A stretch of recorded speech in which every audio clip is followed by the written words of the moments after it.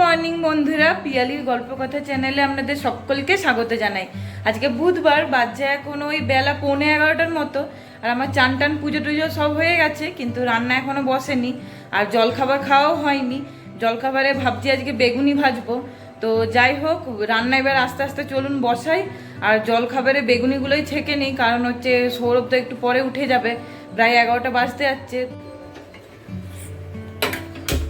ভাতটা বসিয়ে দিলাম, আর এখানে বেগুনি ভাজার তেলটা গরম করতে বসিয়েছি।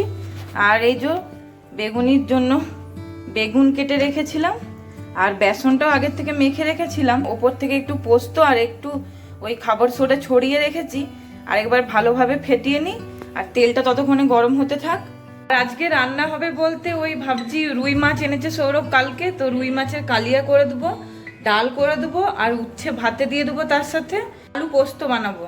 সমস্ত কিছু আনাজ কাটা হয়ে গেছে, রেডি করাও হয়ে গেছে, এবার শুধু রান্না করার অপেক্ষা। এখন বেগুনিগুলো ভাজতেও বসিয়ে দিয়েছি, আর এই যে বাকিগুলো।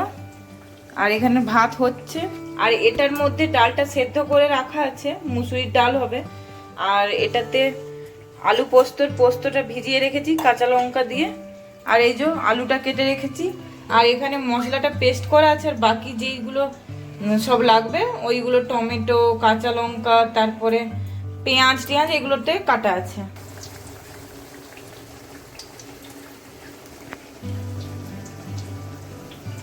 এখন বাজছে ঘড়িতে ওই বেলা 11:30 মতো। আর আমাদের জল খাবার খাওয়া হয়ে গেছে, এবার ডালটা সাদলাবো। এখানে ডালটা ছুকতে বসিয়েছি, আর ততক্ষণে একদিকে আমি পোস্তর এই আলুগুলোকে একটা সিটি দিয়ে সেদ্ধ করে নেবো। তাহলে কি হবে, তাড়াতাড়ি পোস্তটা হয়ে যাবে। আর একটাই সিটি দেবো, না হলে আলুগুলো ঘাটা হয়ে যাবে। এদিকে আমি ডালটা ছুকছি, আর একদিকে পোস্ত আর আলুটা সেদ্ধ করতে বসিয়েছি। আর এখানে ডালটাও প্রায় হয়ে এসেছে, মানে ফুটে গেছে। এবার এটা নামিয়ে নেব। এবার পোস্তটা বসাবো, সেই জন্য কড়াইয়ে একটুখানি সর্ষের তেল নিয়েছি। এটা গরম হয়ে যেতেই আমি ওই সেদ্ধ করে রাখা আলুগুলো দিয়ে দিয়েছিলাম, জল সমেতই দিয়েছিলাম। আর তার সাথে পোস্তটা দিয়ে দিয়েছিলাম, যেটা বেটে রেখেছিলাম। দিয়ে একটুখানি ওই ভটভট করে ফুটিয়ে নিয়েছিলাম, তারপরে সিমে করে দিয়েছিলাম। আসলে আলুগুলো তো সম্পূর্ণ সেদ্ধ হয়নি। দিয়ে ওই জলের মধ্যে এখন আলুগুলো সেদ্ধ হচ্ছে। আর এখন দেখুন পোস্তটাও হয়ে গেছে। এবার এর উপরে একটু ওই কাঁচা সর্ষের তেল ছড়িয়ে দিচ্ছি। উপর থেকে একটু কাঁচা সর্ষের তেল ছড়িয়ে দিলে না বেশ পোস্তটা দেখেছি ভালো লাগে। মাছের কালিয়া বানাবো, তার জন্য এখানে মাছগুলো ভাজতে দিয়েছি। আর মাছের পিসগুলো একটু বড় বড় সাইজের হলে আরো ভালো হতো।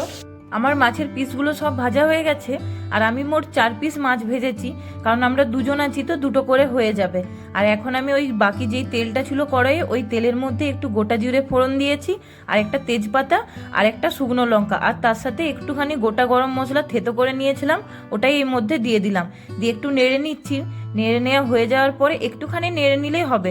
তারপরে ওই পেঁয়াজ কুচিগুলো যেগুলো রেখেছিলাম মাঝারি সাইজের একটা, ওটাই দিয়ে দিলাম। দিয়ে ওটাকে এখন ভালোভাবে ভেজে নিচ্ছি। পেঁয়াজ কুচিগুলো ভালোভাবে ভাজা হয়ে গেছে।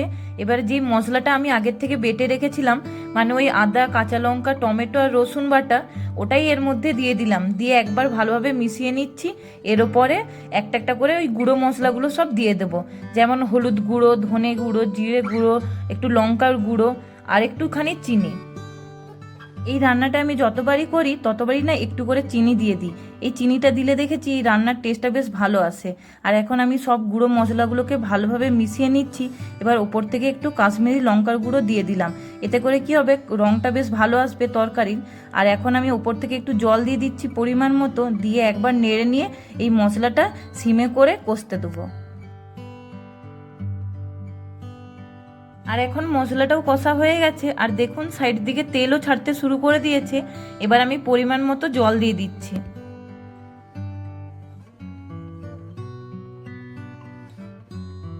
আর এখন ঝোলটাও উপর থেকে ফুটতে শুরু করে দিয়েছে। আর আমি নুনটাও টেস্ট করে দেখে নিয়েছি।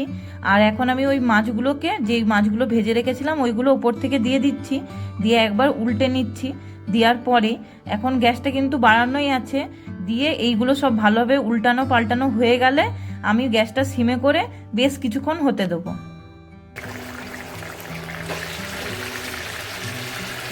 আর এখন রুই মাছের এই কালিয়াটাও হয়ে গেছে। এবার একটা জায়গাতে ঢেলে রেখে দিচ্ছি। তো চলুন বন্ধুরা, আজকের এই ভিডিওটাও তাহলে আমি এখানেই শেষ করছি। ততক্ষণে সবাই খুব ভালো থাকবেন, আর আমার ভিডিওটা ভালো লাগলে লাইক কমেন্ট শেয়ার করে দেবেন। দেখা হচ্ছে নেক্সট ভিডিওতে।